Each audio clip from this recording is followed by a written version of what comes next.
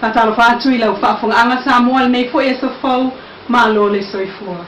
Le tautua fai pea lau Samoa Entertainment TV mai Samoa ai usi mai al fafonga fa opoponga wana tamua yene yaso. Toi fa aso au liel tau sanga faulu o lua lima ai o a nginga pea fa manuianga le Christmas ilu o lua fa maila na fionga i le fa au le malotu to tasio Samoa.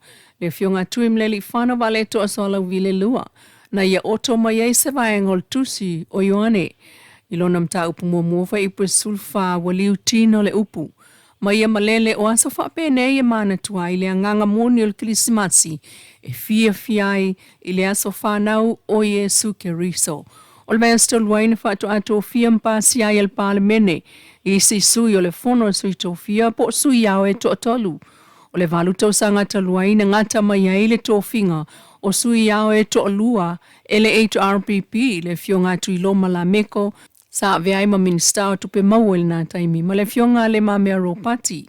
Sa vea ma minista o whatu anga ma whai ngā whaiva peitai. Ua whai tau fia tau sanga o awanua pea leisi no fo le tolu mana umia ele tu la fono whaavai o Samoa. Lea ua whaamali ei nai nei el whai ngā malo o tu lai no fo umai tolu o tō fia atu iai. Le fionga le tuia tua tupua tamase se efi, mali e toa moli le lua mali e toa, ma le fionga le la ulu tia mapsone mapsua.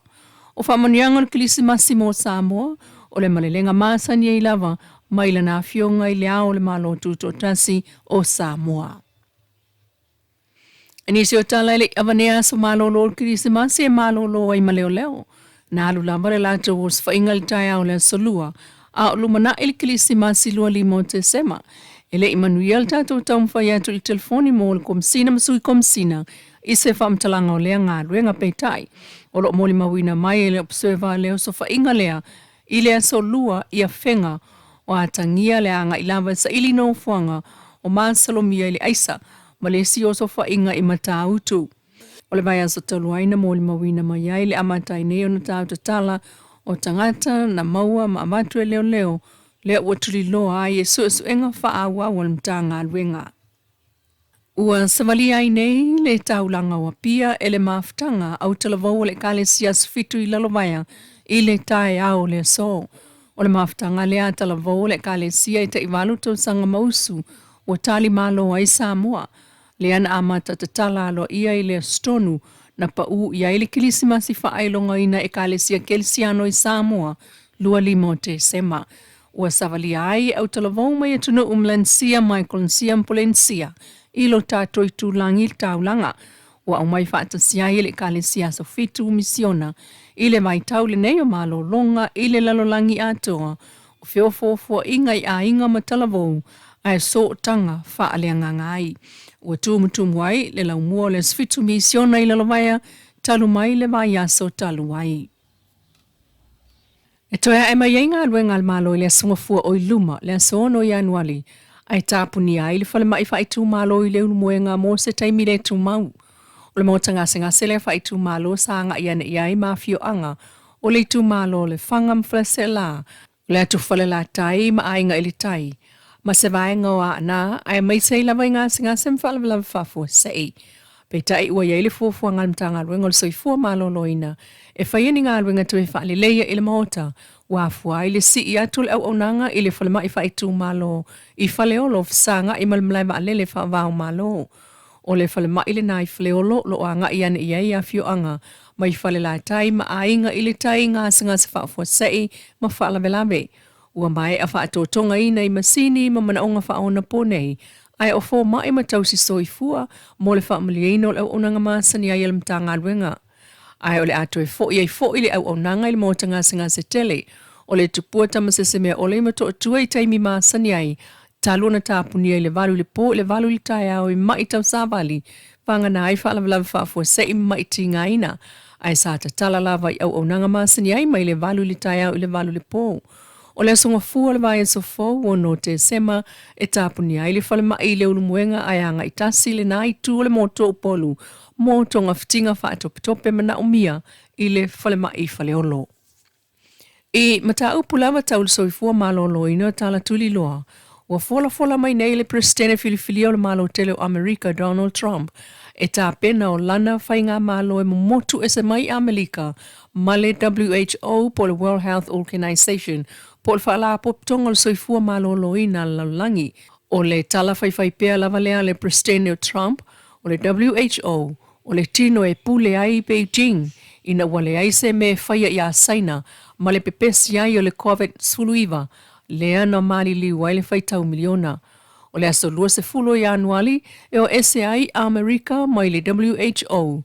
O le asa mua le nao no fo inga al pulenga fo Amerika e pe o na fola Lawrence Costin o le professor le Global Health at Georgetown University in Washington and a director of the WHO Collaborating Center on National and Global Health Law. Po le professor soifua i le University of Georgetown i Washington ai o le whaatono le ofisa tu tono le WHO i mea tau tu la fono o le soifua maloloina i Amerika mo le kelope. Nau lua i whaalawi loa el whaasalaunga le Financial Times le fuafuanga lea Amerika ma na tangata popoto whaapitoa o lo oitua e au fiai a Sishat Ha o le whale pai. O Amerika na whaatupeina le se fulu 1% o ngā ruenga whaatino o le WHO i le tausanga e lua le lua tolu. Ai o le lua o na amata whaalau loa e Trump leo ese mai o Amerika ma le WHO. Peita e alua tu tonu Joe Biden sui uma na whai unga. Ai o tangata popoto whaapitoa lava Amerika sa sili o no lato whai tioina le WHO lea ua fili mai le presidente Trump e taita ia o nanga tau soifua malo loina alona malo fou e au fiai Robert F. Kennedy Jr. I lona sila fia whaapitoa i mea tau tui po waila au tui. O Robert F. Kennedy Jr. le na malanga mai i Samoa i le wala au lia al palmi o le nā taimi i se whautuanga i le saunga le mua waila au tui tusa le nā ua silia se fulutau sanga talo na lapel au nanga o tuinga i Samoa. Peita e mulmuliane tua ia e ofisa whaasalalau Amerika ma le kovana o Hawaii Robert F. Kennedy i le mafua anga o le pepesi o le misela mamali wa i whana we fia a Samoa. Peita e wha maumaunga e malanga mai Robert F. Kennedy i Samoa ua silia sutolu tau sanga talo na lape le whainga o tuinga i lo tātua tunu. Ma maua mai ai ele misela le tele o whanau ele intui pui ua whaia. Ina ua tāo fia le mtanga luenga. Le toe whaia o tui e whaisua suenga le mafu anga o le mali liu o pepe lua mai sawai i le umane o tui pui.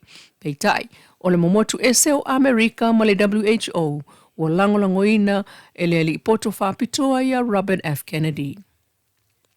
E o musa i le aso le malu le kalesia al Assemblies of God i tula LLAOG. O le aulotu lea ale sunga so leinga malfaltua. A mata mai ina i ainga o le pito nuu peitai o whaasolo ina le ofi le maota na amata mai ai le ngā ruenga wei fo i ainga tau mamau wanga i ane iai. O le aso e o musa ai le malu fau, ma o se atoanga o le aso fia o le ka le sia whapoptonga le atua i tula e lea tātou tala o muli mai. Se tautua le nā lau Samoa Entertainment TV mai Samoa le fo iaso e wha moe le lofo le tua tātou tui whiro e fo iaso atai au se wha poponga ai ma whaftai tuai i le Wendy's Design mai funga lei mo le wha la e.